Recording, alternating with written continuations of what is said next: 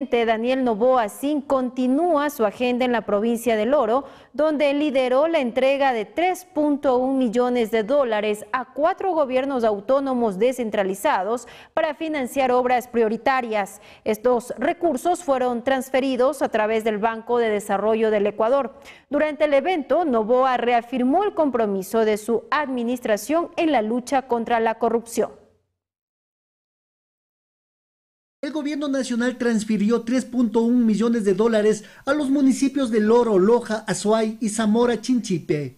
Gracias al trabajo coordinado que hacemos como gobierno con el BEDE junto a los GATS. Estos convenios son fundamentales y que permiten que obras prioritarias urgentes por fin se inicien o se retomen porque estuvieron abandonadas, botadas. El evento contó con la presencia del presidente Daniel Noboa, quien destacó que su gobierno ha enfrentado con firmeza a la corrupción. Este gobierno se ha parado tieso en contra de los delincuentes. Este gobierno ha reestructurado financieramente al país y le ha devuelto la dignidad a las personas, le ha devuelto las ganas de soñar. Pero hoy es un día también para reflexionar y pensar en la lucha que tenemos en las próximas semanas. Una lucha para continuar protegiendo la dignidad ecuatoriana. Además aseguró que continuará trabajando por el bienestar de los ciudadanos hasta el último día de su mandato. Por ustedes, por cada uno de ustedes, porque eso ya se ha vuelto mi misión de vida y esa se ha vuelto mi razón de ser. Por su parte, el gerente del Banco de Desarrollo del Ecuador, Carlos Rivera, informó que en 2024 se han destinado 412 millones de dólares a los gobiernos autónomos descentralizados para obras públicas. Esto es 188 millones más que el año pasado. Y particularmente para la provincia del Oro, aprobamos 19.42 millones, 2.66 veces más que lo aprobado el 2023. Rivera afirmó que 2025 será el año de la reactivación y el despegue económico gracias a las medidas adoptadas durante este periodo. El Banco de Desarrollo quiere ganar musculatura financiera para poder volar el próximo año y firmamos financiamientos externos por 280 millones de dólares gracias a la buena imagen que tiene hoy el país frente al mercado financiero internacional. Finalmente, Clemente Bravo, prefecto del Oro, agradeció el apoyo económico brindado por el gobierno central al pueblo orense. En abril estuvo usted, presidente, con uno de los grandes proyectos de la autopista Balos, la autopista Paconal, en el mes de abril. En septiembre nos estuvo entregando 3 millones en convenio con la prefectura para una autopista, la perimetral sur de Pasaje, que está en un 98% por terminar.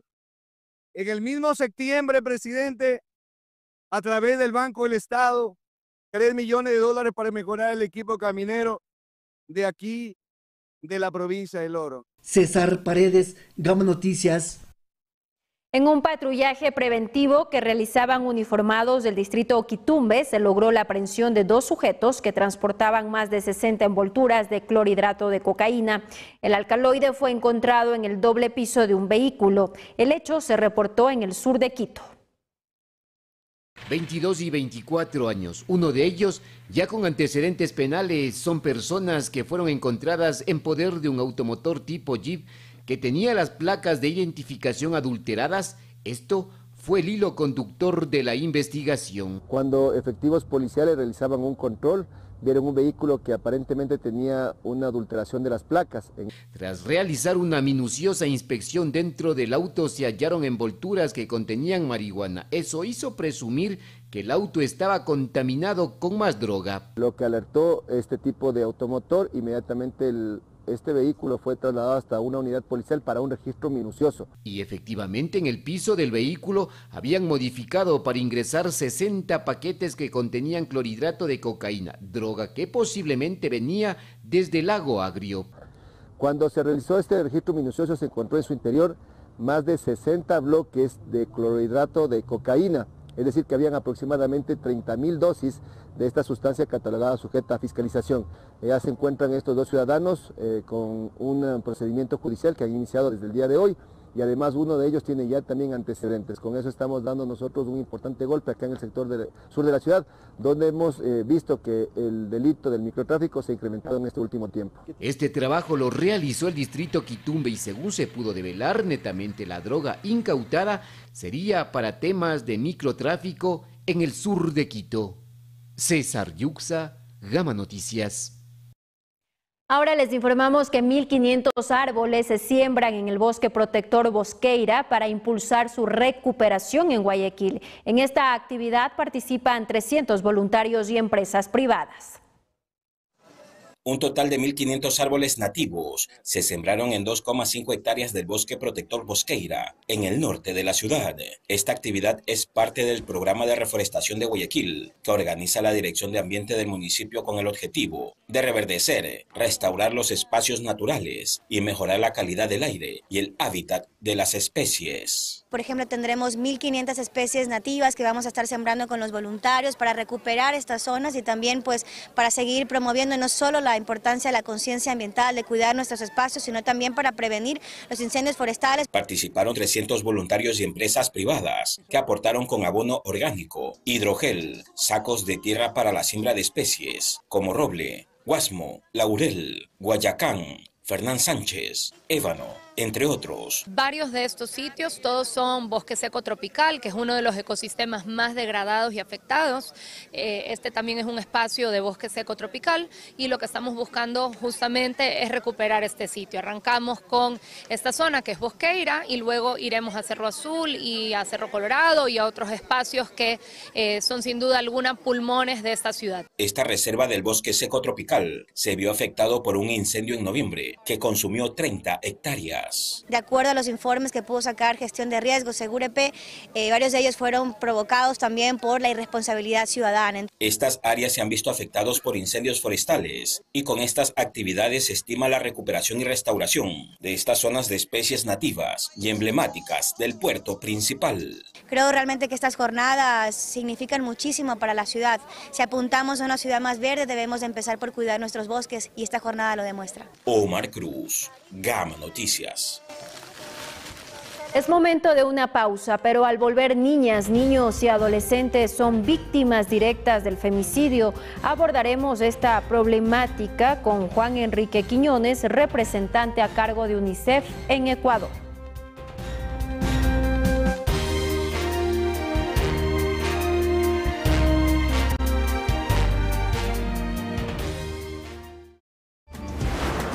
Inicio de espacio publicitario. Vive intensamente, Gamavisión en cada edición.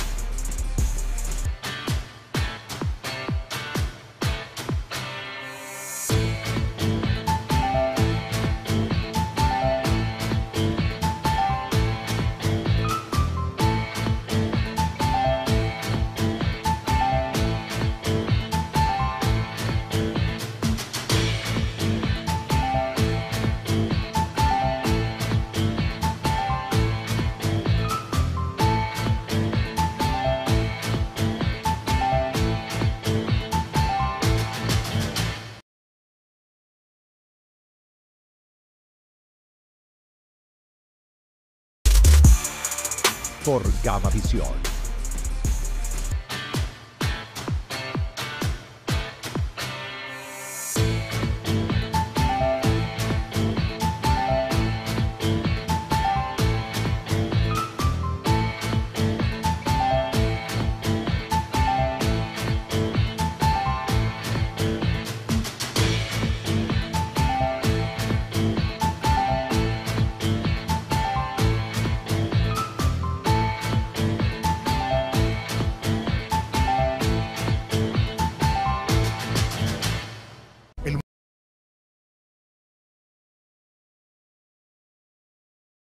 Gamavisión.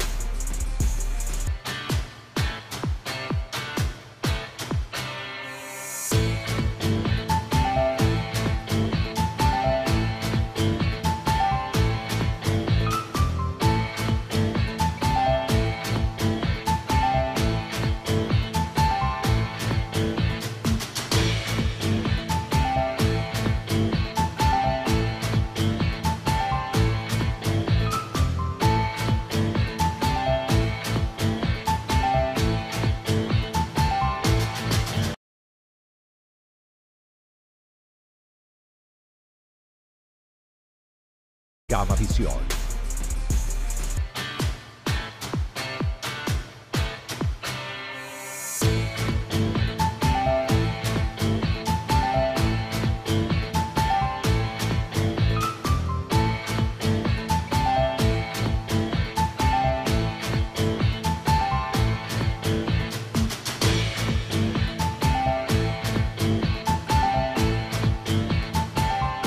Cada minuto, algo importante sucede. La información más relevante, precisa y confiable.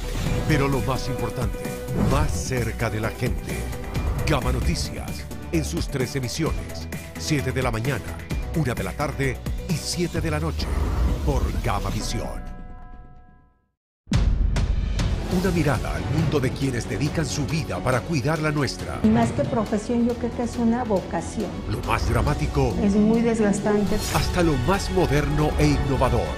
Impresionantes procedimientos. Un equipo de trabajo. La ciencia detrás de cada milagro. Ponen en tus manos su salud, su vida. Guardianes de la Salud. De lunes a viernes a las 6 de la tarde por Gamavisión. En un mundo de infinitas historias, hay un hilo que las une a todas. Creo que lo femenino es símbolo de fortaleza. Sus pasos, sus derrotas. Mucha violencia. Y sus victorias merecen ser contadas. Voy a abrir las alas y voy a volar. Cada mujer tiene una voz. Cada historia tiene un significado. A romper estos mitos de que no podemos. Historias de mujeres. De lunes a viernes a las 3:30 de la tarde por Gamavisión. Minuto 15. Una visión profunda de los temas que realmente importan. Exploramos la cruda realidad de varios países hispanoamericanos. La opción más fácil para poder ganar dinero rápido. Donde la falta de empleo impulsa la prostitución, el tráfico de drogas, la violencia, generando una problemática social. Más que todo fue por el desempleo de mi esposo. Los secretos detrás de Tinder. Un análisis sobre los influenciadores, el lujo y las estafas vinculadas a la violencia de género y muchos temas más. Minuto 15. De lunes a viernes a las 5:30 de la tarde por Gamavisión. Fin de espacio publicitario. Vive intensamente, Gamavisión en cada rincón.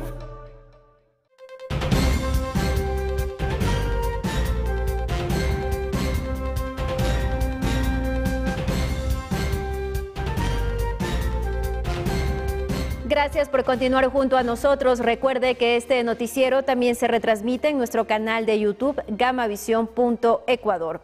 ¿Cómo la violencia de género y el femicidio como su expresión más extrema impactan a la niñez y adolescencia? Esta mañana abordaremos los efectos del femicidio en las familias, principalmente en los menores de edad. En Ecuador, desde que se tipificó este delito en 2014, han ocurrido 1.920 femicidios, dejando a 1.817 niños y niñas en la orfandad, según los datos de la sociedad civil. Le damos la cordial bienvenida a Juan Enrique Quiñones, representante a cargo de UNICEF en Ecuador. Muy buenos días, bienvenido, gracias por acompañarnos en este espacio de entrevistas y opinión a fondo en esta mañana. Buenos días. Muy buenos días. Juan Enrique, primero para conocer un poco más a detalle para nuestras amigas y amigos televidentes, ¿qué es el femicidio? ¿Cómo se configura este delito? El femicidio básicamente es la muerte violenta de mujeres por el simple hecho de ser mujer. En la mayoría de los casos de femicidio ocurren dentro del seno del hogar y usualmente son cometidos por personas cercanas a la mujer asesinada. Al cometerse principalmente en el seno del hogar, en niñas, niños y adolescentes, los menores de estos hogares son quienes más sufren estos impactos, estos efectos del femicidio. Efectivamente, nosotros en UNICEF decimos que hay 2 víctimas directas del femicidio. Obviamente la mujer asesinada, pero también los hijos e hijas de estas personas, por todas las secuelas que tiene el haber presenciado el hecho violento, pero luego también el hecho de que muchas veces significa estar separados de sus familiares más cercanos. ¿Qué tipo de secuelas, aparte de esta separación también de su núcleo familiar, pueden enfrentar estas niñas y niños? Bueno, las secuelas son múltiples, ¿no? Primero, comenzando por la salud mental de los niños, niñas y adolescentes, que si no es atendida adecuadamente va a tener secuelas posteriores. El estudio que realizamos evidencia casos donde ha habido también problemas para readaptarse a la escuela o retrasos en el aprendizaje. Tenemos el caso documentado de una niña que era una excelente alumna y que luego de presenciar el femicidio tuvo retrocesos significativos y pasó mucho tiempo antes de que pudiera volver a aprender, ¿no? Entonces, las secuelas son de todo tipo, desde tipo de salud mental, pero también tiene consecuencias en la calidad de vida de los niños, en su salud, en la economía familiar, etcétera.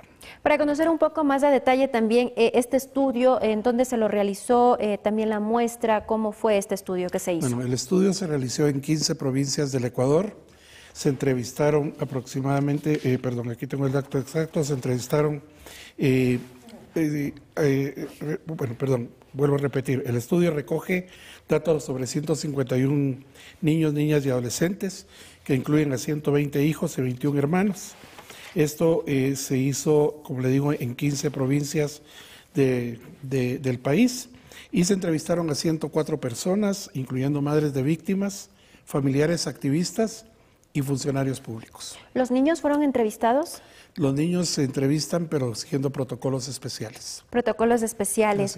En 15 provincias del Ecuador, ¿cuáles son las provincias donde de pronto predominan más este tipo de delitos? Donde más predominan es en la provincia de Pichincha y en la provincia de Guayas. Sin embargo, cuando vemos la correlación por habitante, donde más frecuencia sucede es en la Amazonía.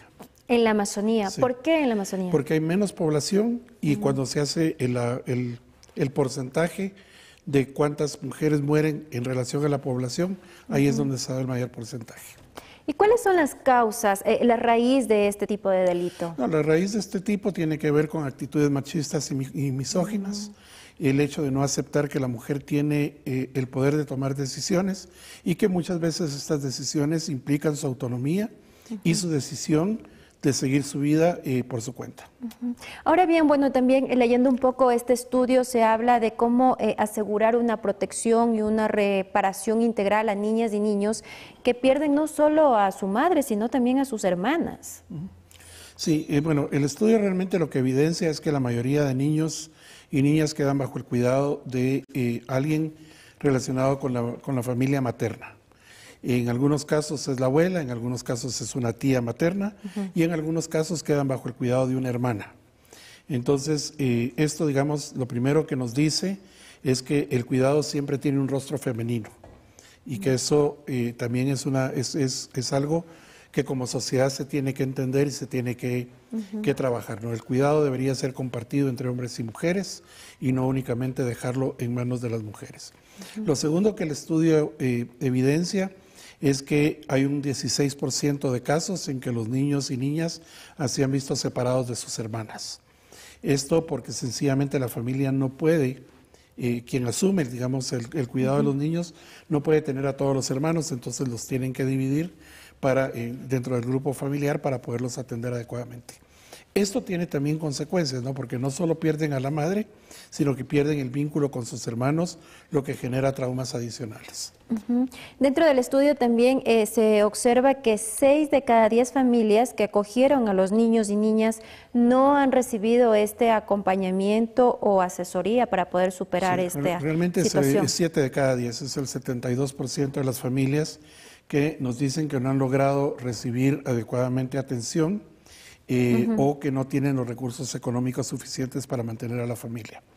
Yo creo que esto es una llamada de atención para las diferentes instituciones del Estado que tienen que hacerse cargo de esto, ¿no? Existe una ley de reparación a víctimas de femicidio y el estudio lo que evidencia es que todavía queda mucho camino por recorrer para que esta ley se pueda implementar adecuadamente. Dentro de esta ley está, por ejemplo, el bono de orfandad. Exacto. Que tampoco no se lo da a totalidad.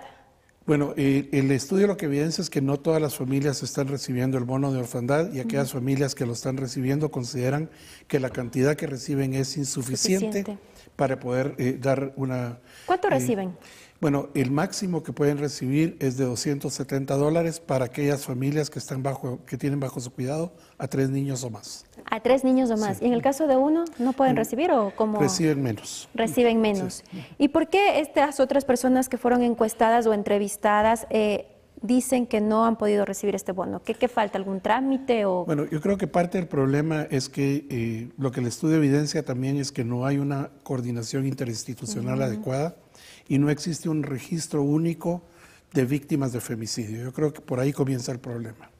Y creo que esto debería de trabajarse de manera urgente. Es urgente tener este registro único que permita realmente identificar a todas las víctimas de femicidio y hacer que la ley se pueda implementar adecuadamente. ¿Cómo lograr este registro único?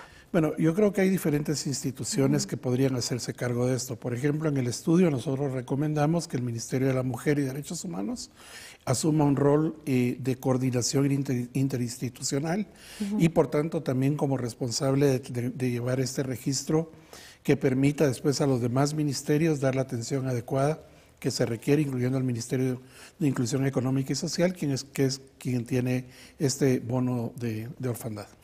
Sin embargo, dicen que no es suficiente este bono económico. Bueno, yo creo que esa es la otra llamada de atención que hace el estudio, y es que es necesario realmente revisar las cantidades que se están otorgando para asegurar no solo la dignificación de las víctimas, que es parte de lo que se busca con la reparación, sino el lograr que los niños y niñas puedan tener una vida adecuada luego del trauma que han sufrido, ¿no? Entonces sí creo que es necesario hacer una revisión de cuánto se está otorgando, y yo creo que esto parte de hacer un estudio socioeconómico adecuado que permita ver cuánto se requiere realmente por niño para poder garantizar su derecho a la salud, derecho a la educación, a vestimenta y alimentación. Juan Enrique, ¿y qué es lo que considera a su criterio que se requiere principalmente para llevar adelante todas estas situaciones que puedan asegurar esta protección y reparación integral de las víctimas? ¿Falta voluntad política, falta recursos, capacitación? ¿Qué es lo que se requiere? Bueno, yo creo que es una serie de factores. Primero, vuelvo a insistir, creo que se requiere una coordinación interinstitucional voluntad adecuada. Política. Eso parte de la voluntad política, ¿no? Pero es esa coordinación interinstitucional tiene que fijar metas claras que cada una de las instancias responsables tiene que alcanzar.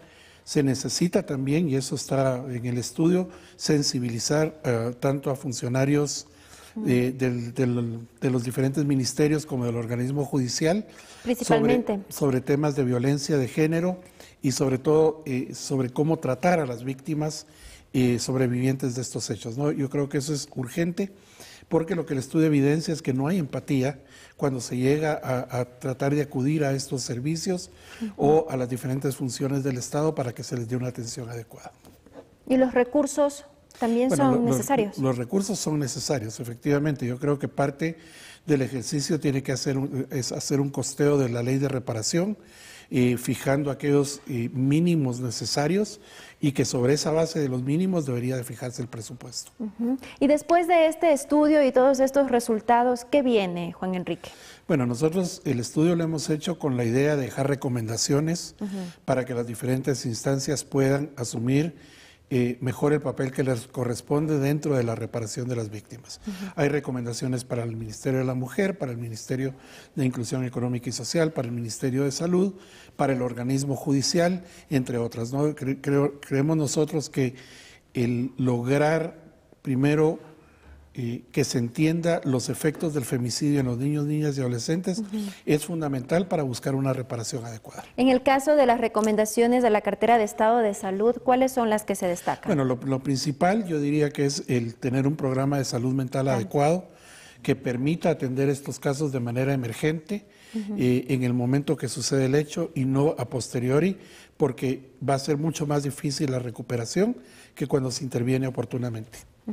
En el caso de los gobiernos locales, ¿existirían algunas recomendaciones o este también sería parte de este trabajo interinstitucional? No, sí hay recomendaciones para los gobiernos autónomos descentralizados que tiene que ver un poco con cómo pueden ellos también garantizar que las juntas cantonales de protección de derechos actúen oportunamente, con las medidas de protección adecuadas, la articulación que tiene que existir entre los gobiernos autónomos descentralizados y el gobierno central para todo el tema de reparación de las víctimas, etcétera. Entonces, sí hay recomendaciones también para los gobiernos autónomos descentralizados. ¿Y cómo ustedes han observado también el papel de estos gobiernos locales para combatir precisamente este problema acá en el país? Bueno, el tema de seguridad no es competencia de los gobiernos autónomos descentralizados. Creo que el rol de los gobiernos autónomos descentralizados es trabajar en el tema de la prevención de la violencia, que para nosotros es otro tema que es central, ¿no? Y esto implica también trabajar sobre temas de cambios de comportamiento y actitudes que favorecen a la violencia. Y desafortunadamente las estadísticas que tenemos del Instituto Nacional de Estadísticas y Censos del Ecuador refleja que aquí hay una cultura de violencia muy profunda y arraigada, ¿no? Por ejemplo, a nosotros nos llama la atención como UNICEF que 1 de cada 2 niños menores de 5 años recibe maltrato físico o psicológico en su hogar. Eso ya evidencia entonces que hay una idea de que la violencia resuelve los problemas, ¿no? Y yo creo que ese es uno de los temas centrales que desde los gobiernos autónomos descentralizados se puede trabajar. Y en este contexto, Juan Enrique, la niñez, la adolescencia es sumamente vulnerable acá en el país porque no solo hablamos de violencia de género, sino que también hay barrios acá en varias provincias del Ecuador que están siendo cooptados por estas bandas criminales también, y es otro tipo de violencia que sufren. No, efectivamente. Nosotros presentamos hace poco la estrategia de prevención de la violencia, que fue una estrategia que trabajamos con instituciones de gobierno, con autoridades del organismo judicial, de la asamblea, etcétera. Y uno de los datos que a nosotros nos llama la atención es que entre 2018 y 2023 el homicidio intencionado contra niños, niñas y adolescentes creció en un 800%. O también son cooptados para también ellos cometer ciertos tipos de delitos. Sí, bueno, nosotros en UNICEF siempre decimos que el reclutamiento siempre es forzado. Es forzado. Y es forzado porque aquí se dice es que les ofrecen una moto, es que les ofrecen dinero, pero la realidad es que si no aceptan, viene la amenaza. Y si siguen sin aceptar, se concreta la amenaza. Entonces, yo creo que es importante entender que cuando un niño, una niña, un adolescente es reclutado por estos grupos armados organizados, antes de ser victimario se convierte en víctima. Y hay que tratarlos como víctimas. Y hay que tener programas que una vez se logran recuperar de estos grupos, permitan su reinserción adecuada a la sociedad. ¿Cuáles son las expectativas que tienen como UNICEF de que las autoridades competentes tomen estas recomendaciones? Bueno, nuestra expectativa es seguir trabajando con ellos, seguir fortaleciendo sus capacidades y sobre todo nos gustaría a nosotros poder tener la oportunidad de dialogar sobre las recomendaciones y poder colaborar a elaborar planes de acción para que estas recomendaciones se implementen. A nivel de la región, ¿cómo nos situamos como país? Bueno, a nivel de la región, los datos que tenemos son realmente alarmantes, si me permite, acá los tengo. Básicamente lo que tenemos que es que aquí en el Ecuador más de la mitad de las mujeres han sufrido algún tipo de violencia durante sus vidas. Y esto es cada 65 de cada 100, es decir, el 65% de las mujeres han sufrido algún tipo de violencia. Desde 2000, bueno, ya dio usted el dato de 1920 femicidios desde 2014 al 2024. Y, por ejemplo, en América Latina, 12 mujeres son asesinadas cada día. 12 mujeres. 12 mujeres son asesinadas cada día en América Latina. Y a nivel global, cada 10 minutos una niña o una mujer es asesinada por un familiar.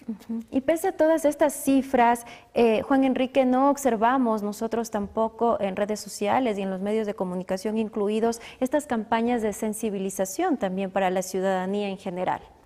Sí, bueno, yo creo que se requieren una serie de acciones, ¿no? Por un lado, las campañas de sensibilización que son importantes, pero por la otra, y creo yo que es donde deberíamos de centrar esfuerzos, es en programas de parentalidad positiva. Esos programas que permitan a los padres y madres entender cómo se puede educar a los niños con ternura, sin el uso de violencia, pero también que vayan transformando comportamientos sociales que favorecen el machismo, que favorecen el ver a la mujer como un objeto y no como un sujeto de derecho. Yo creo que realmente el trabajo que se tiene que hacer es más a nivel de la familia, de la comunidad, pero también tenemos que tener incidencia con los actores que toman decisiones políticas, porque es ahí donde realmente se pueden comenzar las grandes transformaciones. Gracias por acompañarnos en este espacio. Que tenga un excelente día. Muchas gracias. Agradecemos a Juan Enrique Quiñones, representante a cargo de UNICEF en Ecuador. Vamos con información. Les contamos que la empresa eléctrica de Quito certificó el proyecto de autogeneración eléctrica de Arca Continental Ecuador en su planta industrial del Inca, ubicado en la capital del país. Este innovador sistema permitirá la generación de 18 megavatios, destinados a cubrir las necesidades operativas de las plantas de producción de bebidas en Quito, Guayaquil y Santo Domingo. Veamos.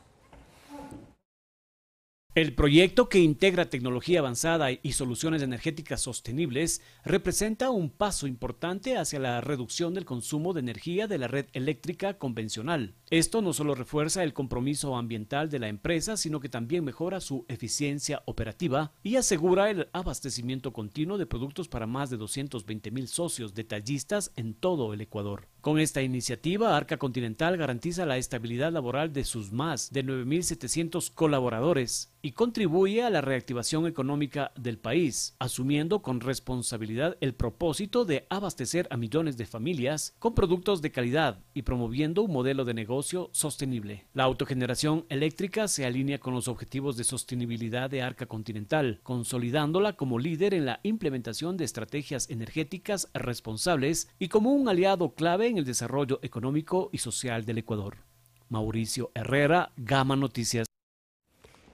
En la provincia de Manabí es el segundo caso que un grupo armado vestido con uniformes tácticos de la Policía Nacional aparece en un video de cámaras de seguridad.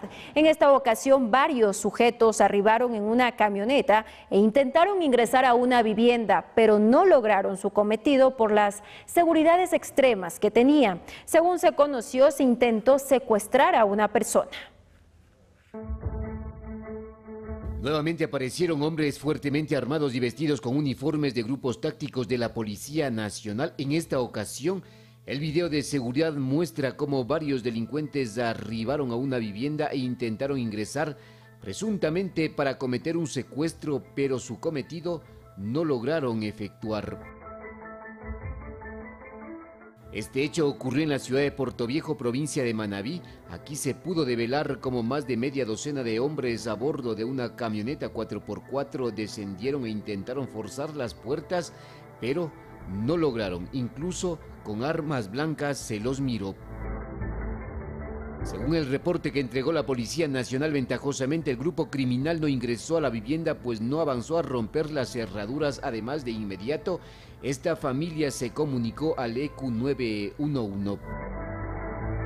Cabe indicar que hace algunos meses, en esta misma provincia, también varios individuos armados y equipados como policías tácticos atacaron a dos hermanos que salían de su vivienda. Aquí los asesinaron. En esa eventualidad se manejó la hipótesis de un presunto ajuste de cuentas por temas de microtráfico. César Yuxa, Gama Noticias. Nos vamos a una pausa, pero al volver analizamos la denominada ley antipillos, que busca combatir el lavado de activos en la lucha contra el crimen organizado y el narcoterrorismo en el Ecuador. Nos acompañará el coronel en servicio pasivo, Mario Pazmiño, analista internacional en seguridad y defensa. Volvemos enseguida.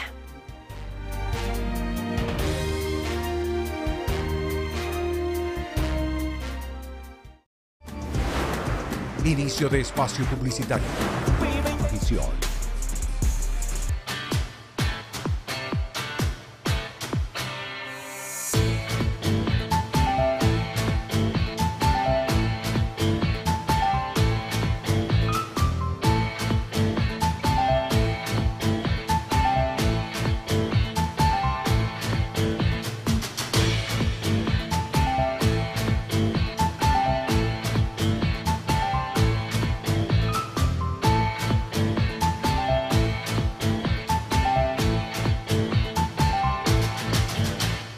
El mundo no se detiene. Cada minuto, algo importante sucede. La información más relevante, precisa y confiable. Pero lo más importante, más cerca de la gente.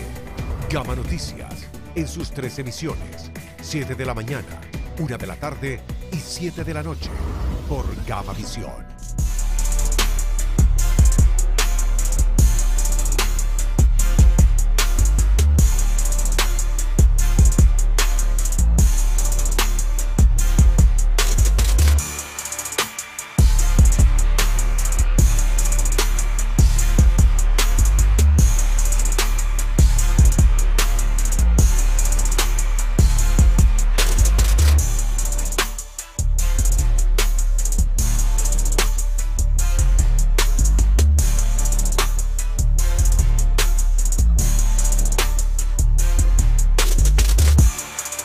Por Gama Visión.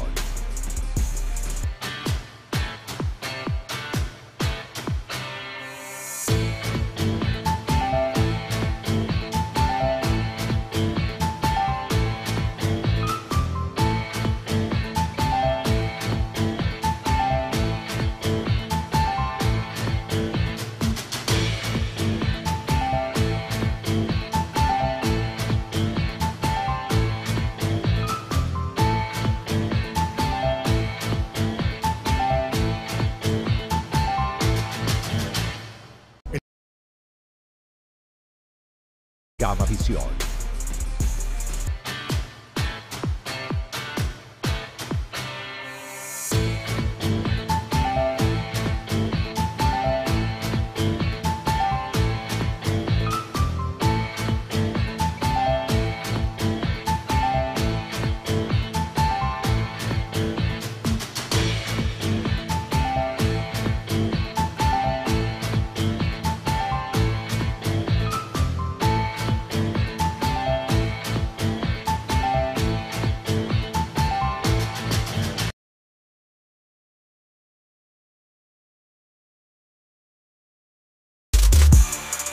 Por Gama Visión.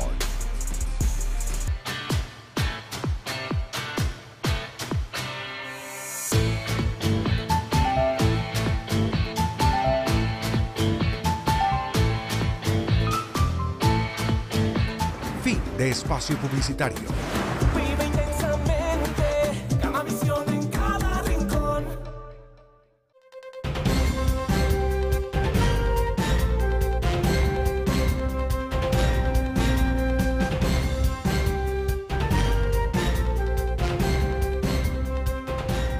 Gracias por su amable sintonía. La ley para la mejora recaudatoria a través del combate al lavado de activos, también llamada ley antipillos, busca prevenir, localizar y eliminar el lavado de activos y la introducción de capital ilícito en la economía nacional. ¿Cómo se desarrolla el lavado de activos en el Ecuador? ¿Cómo se lava dinero, por ejemplo, con la compra y venta de vehículos? Estas y otras inquietudes las resolveremos enseguida con el coronel Mario Pazmiño, analista internacional en seguridad y defensa, que nos acompaña esta mañana vía telemática. Coronel, muy buenos días. Gracias por atender a esta entrevista. Bienvenido. Gusto también el poder compartir con ustedes y un cordial saludo para todos los televidentes. Coronel, iniciemos primero contándole a nuestras amigas y amigos televidentes cómo se configura este delito de lavado de activos, cómo se desarrolla el lavado de activos en el país. Básicamente, el principal centro de gravedad que tiene el crimen organizado son sus finanzas. Las finanzas son las que mueven todo el andamiaje del crimen organizado, del narcotráfico. Por lo tanto, estas estructuras comienzan a penetrar las de estructuras gubernamentales, las de estructuras de control, las de estructuras sociales y también, como último elemento, pues también penetran el sistema financiero nacional. ¿Para qué lo hacen? Para comenzar a lavar toda esta cantidad de recursos ilícitos que se genera en el país y a lo largo de todas estas negociaciones que vienen haciendo estas organizaciones delictivas. Entonces, ¿qué es lo que estamos viendo nosotros? Que el presidente de la República, dentro del marco de este conflicto armado interno, utiliza una herramienta que me parece muy acertada, el orientar una ley que vaya dirigida a fortalecer el marco legal contra el lavado de activos. Estamos en un combate directo contra la corrupción y el crimen organizado, por lo tanto, tiene que ampliarse la capacidad del Estado para poder rastrear, detectar, confiscar bienes obtenidos ilegalmente. Esa sería una demostración del Estado de comenzar a tomar o retomar el control sobre ciertas áreas en donde el crimen organizado pues ha comenzado a penetrar sistemáticamente desde hace 4 décadas. Coronel, eso con respecto a la postura del Ejecutivo del Gobierno Nacional, que pese a que fue rechazada y archivada esta normativa en la Asamblea Nacional, bueno, ya está publicada en el registro oficial. Sin embargo, desde la Asamblea Nacional, nuestros asambleístas, legisladores, no la vieron con ese tinte de poder combatir precisamente a la delincuencia esta normativa, y más bien ellos hablaban de que era una forma recaudatoria en este sentido cuando se plantea, por ejemplo, el impuesto para la compra y venta de vehículos usados. ¿Cómo opera ahí el lavado de activos en esta compra y venta de vehículos? El momento que las organizaciones delictivas comienzan a adquirir vehículos, más se lo realiza en patios de venta de vehículos, en donde el crimen organizado tiene estos patios o ha comprado estos patios y a través de los mismos comienzan a comprar vehículos. Y los compran y de esa manera pues inmediatamente están lavando ya el dinero del narcotráfico, de la minería ilegal, de un sinnúmero de actividades delictivas.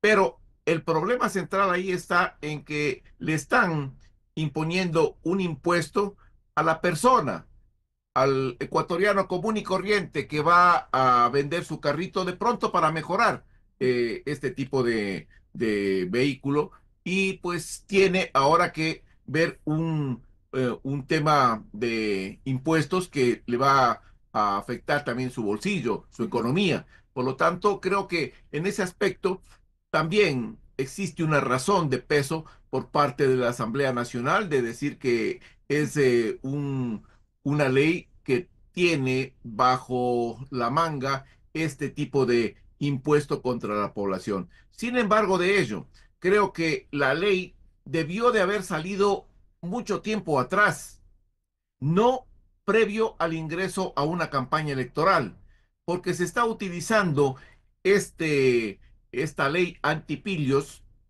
que debería ser algo que todos los ecuatorianos apoyemos en forma masiva, pues está siendo polarizado por estas pugnas internas que existen dentro de la Asamblea Nacional, donde algunos partidos y movimientos políticos, pues su vocación es hacer permanentemente oposición, y la mejor forma de hacer oposición para tratar de llegar a la presidencia de la República es hacer oposición al gobierno. Entonces creo que debió esta ley salir un poco más tarde o anteriormente, con el propósito de que pues se pueda analizar con mayor tranquilidad esta normativa jurídica. Sin ningún sesgo político, en realidad acertado su comentario, coronel, con respecto a esa situación del debate de esta normativa que es muy importante para combatir precisamente el lavado de activos. ¿Cómo se podría de pronto controlar directamente a estos patios de compra y venta de vehículos? No sé, con servicio de inteligencia policial, militar, conocer, investigar cuáles son estos patios que realmente se dedican a este lavado de activos. Bueno, yo mencioné el tema de los patios de vehículos porque es uno de los puntos de lavado de activos. Otro está en las empresas que se dedican a la construcción. Las grandes empresas inmobiliarias también están ahí financiadas directa o indirectamente, algunas de ellas, por supuesto, no todas, por producto del crimen organizado, del narcotráfico, y están lavando dinero. Otro, el tema minería ilegal. Entonces, hay diferentes áreas en donde veo que la ley no apunta hacia esos sectores que deberían ser importantes para evitar la corrupción, evitar también este tipo de acciones delictivas por parte de ciertos funcionarios gubernamentales. Hacia allá tiene que ir orientado. Y hay un punto importante. El gobierno está dándole ciertas facultades al momento para poder rastrear, para poder realizar controles a la UAFE. Pero recordemos que la UAFE también tiene varios problemas con respecto al tema de participación en acciones delictivas, pues. estuvieron casos anteriores en los cuales funcionarios de esta organización servían también para el crimen organizado y el narcotráfico. Por lo tanto, creo que se tiene que hacer una reingeniería total de esta institución para poder verdaderamente tener un sistema que nos permite y nos garantice de que esa información que estamos nosotros utilizando para poder hacer un rastreo de las cuentas ilegales no sea también utilizada con otros fines. Y me refiero porque ahí pueden también salir otros fines perversos como la comercialización de información que permita, pues, a las organizaciones delictivas actuar sobre esos ciudadanos y realizar secuestros, extorsiones, chantajes o también vacunas. Entonces, todos estos elementos que se pueden ir analizando tienen que ser directamente vistos, visualizados por un sistema de inteligencia, por los organismos gubernamentales, con el propósito de evitar que estas instituciones a las cuales les estamos dando mayor capacidad de control, pues respondan verdaderamente a la exigencia, porque hasta el momento la UAFE no ha demostrado ante la opinión pública nacional y también internacional la verdadera eficiencia de un organismo que está para combatir la corrupción. Coronel, y a su criterio, ¿a qué se debe esta falta de eficiencia y de eficacia del trabajo de la UAFE en este sentido? Primero, por la falta de capacitación. Segundo, porque ese es un organismo de control y al ser un organismo de control, pues va a ser penetrado directamente por el crimen organizado. Y hay muestras de esta situación. Creo que necesita un mayor presupuesto, una mayor orientación, necesita también mayor cantidad de técnicos, no cuotas políticas, técnicos que vayan a fortalecer esta institución. Creo que la UAFE es una estructura de control sumamente importante para transparentar la actividad económica en el país, pero necesita un apoyo desinteresado de parte del gobierno y las autoridades para darle toda esa capacidad. Si no tienen la capacidad en recursos humanos, en recursos técnicos, tecnología y también para poder operar eficientemente a nivel nacional, pues entonces no tenemos una institución que responda a los intereses ni del Estado, peor de la ciudadanía. Coronel, y para ello se requiere de pronto de alguna normativa, alguna ley precisamente para esta reingeniería de la UAFE, ¿o no? Yo creo que la UAFE tiene ya claramente establecidos ciertos procedimientos. Al momento, esta nueva ley antipillos le da ciertas facultades adicionales a la UAFE para un mayor control. Creo que tiene las herramientas jurídicas que están ahí. Lo que falta es mayor especialización, mayor cantidad de técnicos, mayor recursos y mayor también cantidad de tecnología para poder no hacer un barrido de las cuentas de 50, 100, 1000 personas.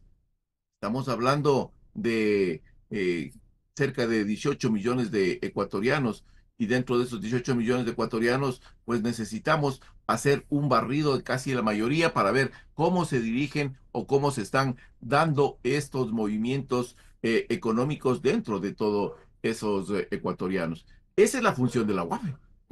Coronel, aparte también, bueno, de la compra y venta de vehículos usados que ya hablamos, también se menciona, por ejemplo, en las actividades económicas que tienen que ver con clubes deportivos, que también está precisamente acá estipulado en esta normativa. ¿Cómo funciona ahí este lavado de activos en las actividades deportivas?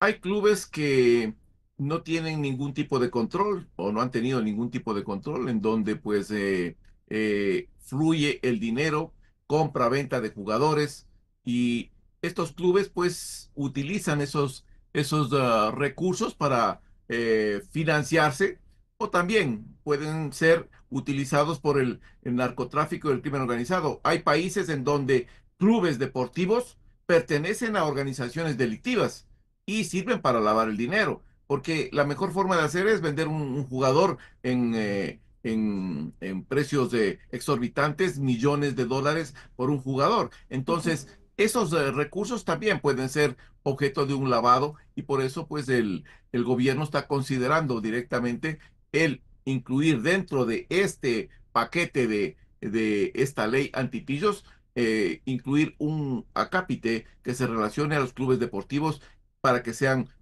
cada uno de ellos, pues, chequeados, sean auditados por el Estado.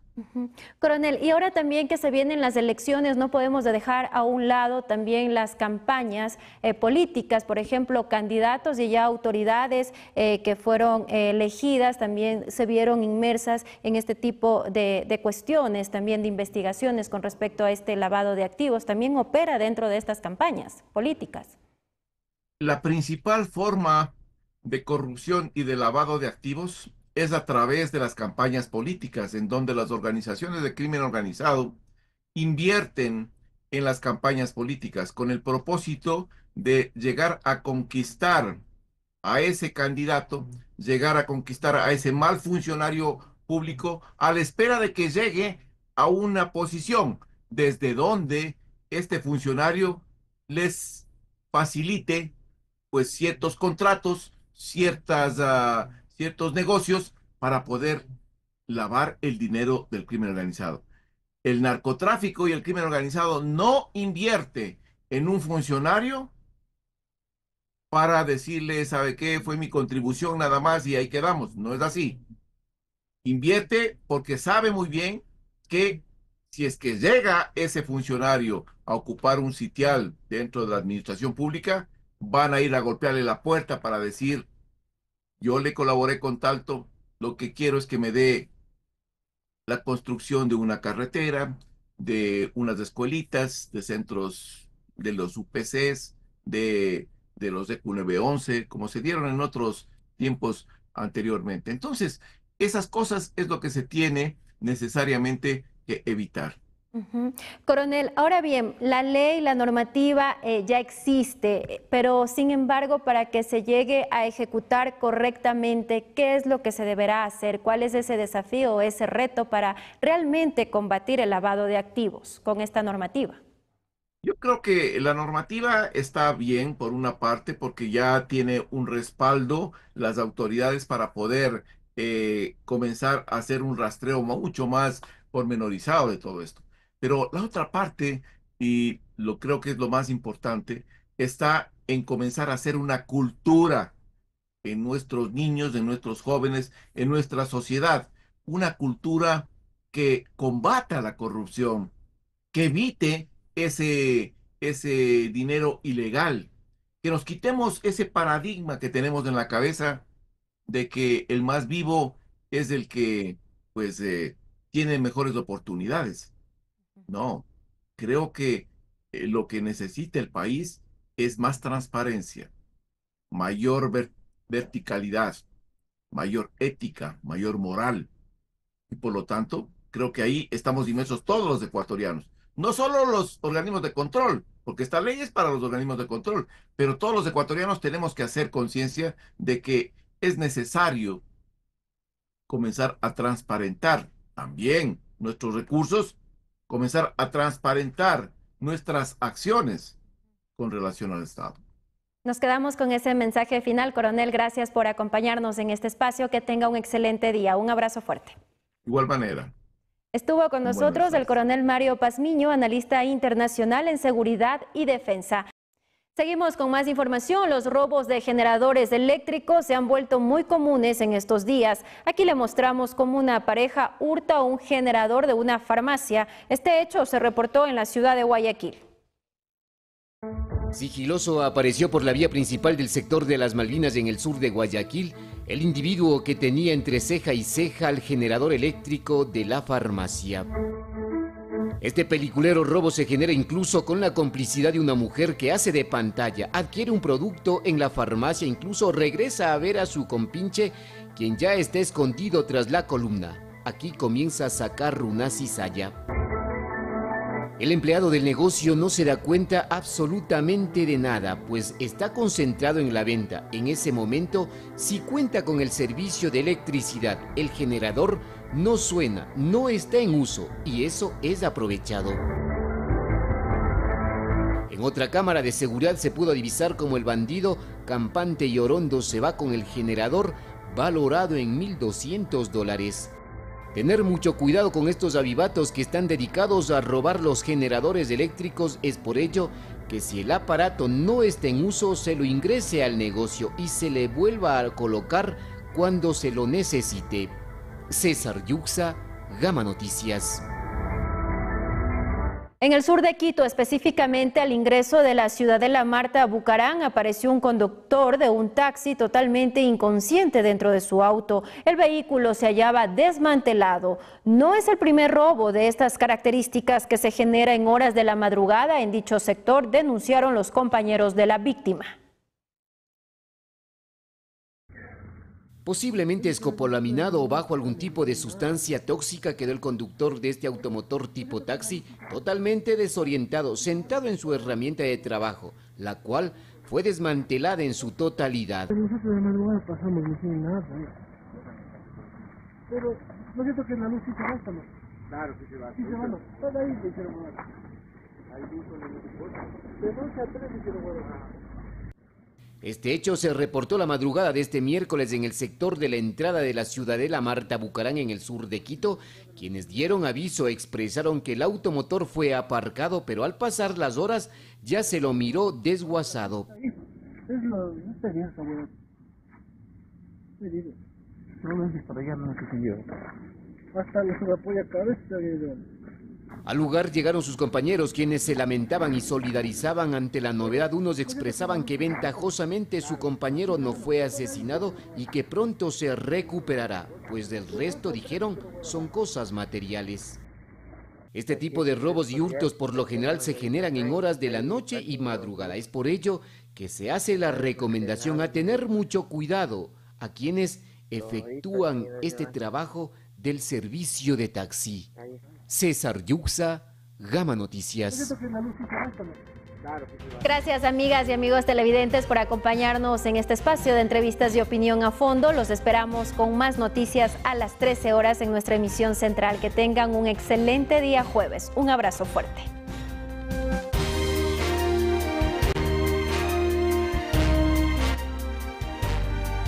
Gamavisión presentó A Fondo.